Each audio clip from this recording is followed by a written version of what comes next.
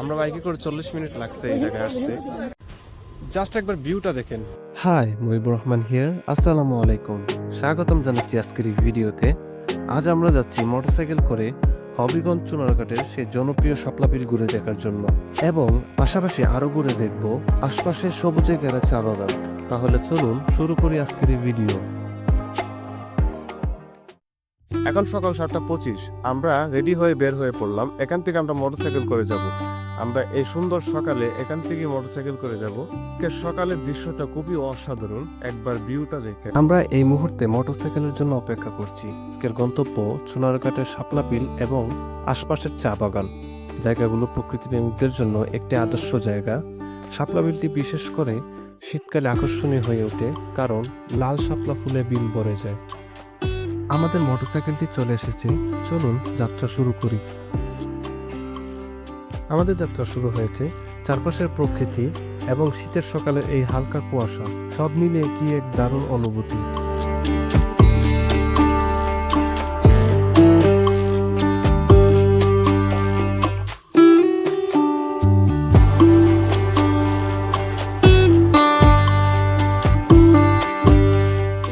কিছুটা পথ অতিক্রম করার পর আমরা একটি পেট্রোল পাম্পে দাঁড়িয়েছি মোটরসাইকেলে তেল নেওয়ার জন্য।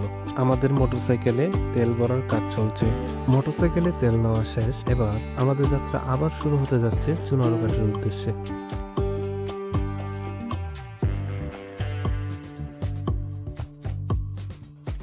মোটরসাইকেল অথবা যে কোনো যানবাহন রাস্তা পারাপার হওয়ার সময় অবশ্যই সতর্কতা অবলম্বন করবেন, কারণ সেফটি ফার্স্ট।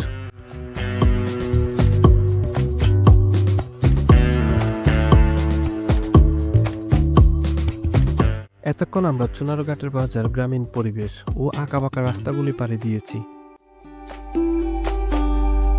আমরা এখন পৌঁছে গেছি চুনারঘাট দেওবন্দি চা বাগানে। এই জায়গার চারপাশে সবুজ চা মনকে এনে দেয় এক অন্যরকম প্রশান্তি। এখান থেকে কিছুটা দূরে আমাদের গন্তব্য শাপলাবিল, আর কিছু সময়ের মধ্যে আমরা পৌঁছে যাব সেই ভাইরাল শাপলাবিলে।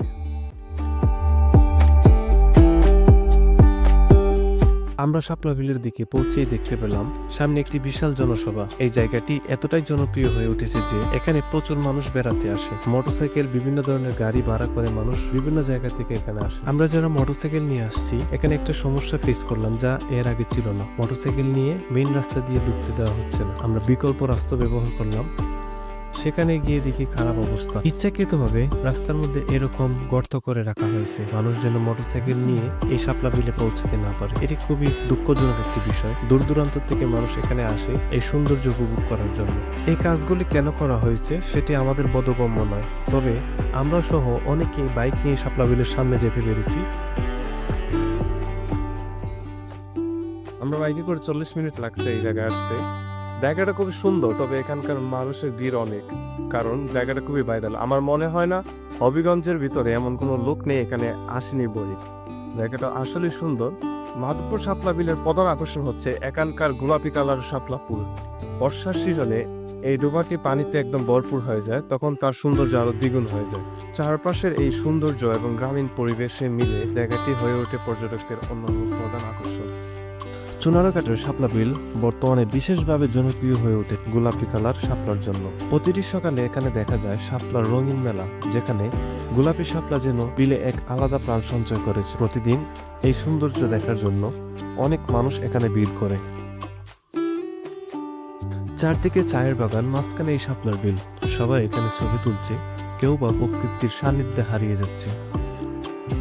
এই শাপলা বিলকে কেন্দ্র করে জালমুড়ি সহ কিছু ছোট ছোট দোকান গড়ে উঠেছে। আপনি চাইলে এখানে কিছু খেয়ে নিতে পারেন, তবে মানুষ এক ছবি এবং এই সৌন্দর্য উপভোগ করা নিয়ে ব্যস্ত থাকে বেশি। এই ছিল শাপলাবিলে আমাদের আজকের দিনের যাত্রা। প্রকৃতির এই অপরূপ সৌন্দর্য আমাদেরকে এনে দিয়েছে এক অন্যরকম প্রশান্তি। এবার আমরা ঘুরে দেখব সবুজে ঘেরা চা বাগান। তাহলে চলুন উপভোগ করে আসি ন্যাচারাল এক ভিডিও। শাপলাবিল থেকে বের হয়ে এখন আমরা মোটরসাইকেল করে চলছি চা বাগানের মধ্য দিয়ে। চারপাশে সবুজে ঘেরা এই চা বাগান এক অপরূপ সৌন্দর্য ধারণ করেছে। মোটরসাইকেল করে চা বাগানের মধ্য দিয়ে যাওয়ার অভিজ্ঞতা সত্যিই অসাধারণ। চারপাশের সবুজ আর পাহাড়ি বাতাস মনে এনে দেয় এক অন্যরকম প্রশান্তি। চা বাগানের এই শান্ত পরিবেশে আমরা আমাদের মোটরসাইকেলটি থামিয়েছি। এবার বাগানের ভিতরে হাঁটতে যাব। চারপাশের এই মনোমুগ্ধ সবুজে ঘেরা পরিবেশ সত্যি অবিশ্বাস্য। চলুন বাগানের ভিতরের সৌন্দর্য একটু কাছ থেকে দেখে আসি। আমরা এখন অবস্থান করছি চুনারগড় চা বাগানে। চা শিল্প দেশের অর্থনীতিকের পাশাপাশি পর্যটক শিল্পেও বিরাট ভূমিকা পালন করে থাকে। চা বাগান পর্যটকদের কাছে একটি আকর্ষণীয় স্থান এবং আমাদের সংস্কৃতির অংশ। চা শিল্প শুধু দেশের ঐতিহ্য নয়, এটি অর্থনীতির প্রধান উৎস। দেশের উত্তর পূর্ব অঞ্চল, বিশেষ করে আমাদের সিলেট সহ ময়মনসিংহ বিভাগের চা বাগানগুলো থেকে প্রতি বছর লক্ষ লক্ষ কেজি চা উৎপাদিত হচ্ছে। চা বাগানে শীতের সকালে হাঁটতে বেশ অন্যরকম ভালো অনুভব করছি। চারপাশে সূর্যের প্রথম আলো এবং সবুজে চা গাছের উপর কুয়াশা, চারদিকে এক অপূর্ব সৌন্দর্য। শীতের এই সময়টি চা বাগান ভ্রমণের পারফেক্ট সময়। শীতের সকালে চা বাগানে আসলে আপনি এক আলাদা ধরনের শান্তি অনুভব করবেন। এখানকার শান্ত পরিবেশ এবং প্রকৃতির সঙ্গে মিলিয়ে এক নতুন অভিজ্ঞতা তৈরি হবে। যদি আপনি প্রকৃতির মধ্যে শান্তি এবং সৌন্দর্য খুঁজে পান, তবে সেই মুহূর্তগুলোকে গ্রহণ করুন। প্রকৃতির সঙ্গে আপনার সম্পর্ক গভীর করুন এবং প্রতিটি ক্ষণ উপভোগ করুন। এটি আমাদের জীবনের সবচেয়ে বড় প্রশান্তির জায়গা। জাস্ট একবার ভিউটা দেখেন, সুবহানাল্লাহ, অসাধারণ ভিউ। যারা প্রকৃতি প্রেমী তাদের কাছে এটা একটি অসাধারণ মুহূর্ত। যারা চা বাগান এবং প্রকৃতিকে ভালোবাসেন, নিশ্চয়ই আপনারা ঘুরে দেখে আসবেন। ভ্রমণ করার সময় কিছু টিপস অবশ্যই মাথায় রাখুন। চা বাগান ঘুরে দেখার জন্য শীতকাল হচ্ছে সেরা সময়, কারণ তখন আবহাওয়া আরামদায়ক থাকে। অবশ্যই আপনি শীতকালে ভ্রমণ করবেন। ভ্রমণের সময় চা বাগানের শ্রমিকদের কাজে ব্যাঘাত না ঘটানো সচেতন থাকা উচিত। সবশেষে সঙ্গে একটি ক্যামেরা রাখুন, কারণ চা বাগানের প্রতিটি কোণ ফ্রেম বন্দি করার মতন সুন্দর।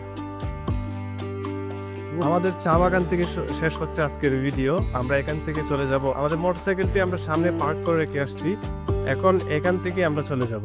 আজকের ভিডিও এই পর্যন্তই ছিল। আশা করি আপনাদের কাছে অনেক অনেক ভালো লেগেছে এবং আমাদের চ্যানেলটি সাবস্ক্রাইব করবেন। এ ধরনের ন্যাচারাল প্রাকৃতিক ভিডিও দেখার জন্য আমাদের চ্যানেলটি অবশ্যই সাবস্ক্রাইব করবেন।